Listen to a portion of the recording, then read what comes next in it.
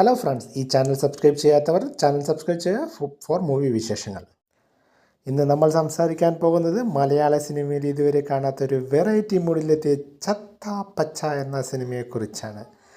അദ്വൈത് നായർ സംവിധാനം ചെയ്ത ഈ ചിത്രത്തിൽ മമ്മൂക്ക മുതൽ അർജുൻ അശോകൻ വരെ ഒരു വലിയ താരനിര തന്നെയുണ്ട്. സിനിമ എങ്ങനെയുണ്ട് നമുക്ക് നോക്കാം. ആദ്യം തന്നെ പറയട്ടെ, ഇതൊരു പക്ക ഫ്രഷ് ഐറ്റമാണ്.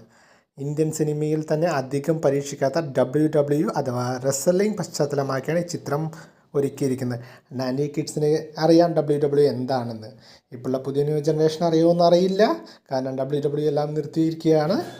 പിന്നെ എൻ്റെ അഭിപ്രായത്തിൽ ഒരു വൺ ടൈം വാച്ചബിൾ ഫിലിമാണ് ഇത്.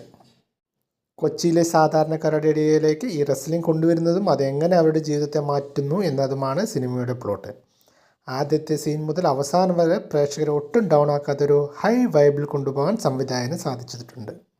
അഭിനയത്തിൻ്റെ കാര്യത്തിലേക്ക് വന്നാൽ അർജുൻ അശോകൻ, റോഷൻ മാത്യു, വിശാഖ് നായർ എന്നിവർ തകപ്പൻ പ്രകടനമാണ് കാഴ്ചവെച്ചിരിക്കുന്നത്.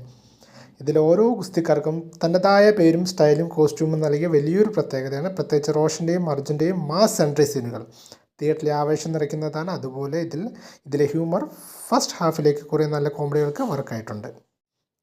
പിന്നെ എല്ലാവരും കാത്തിരുന്നത് മെഗാസ്റ്റാർ മമ്മൂട്ടിയുടെ വാൾട്ടർ ആശാൻ എന്ന കഥാപാത്രത്തെക്കുറിച്ചാണ്.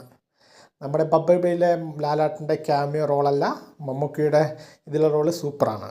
സിനിമയുടെ ഒരു പ്രധാന ഘട്ടത്തിൽ മമ്മൂക്കിയുടെ ക്യാമിയോ എൻട്രി വരുന്നുണ്ടെങ്കിലും അത് അത്ര പോരാ.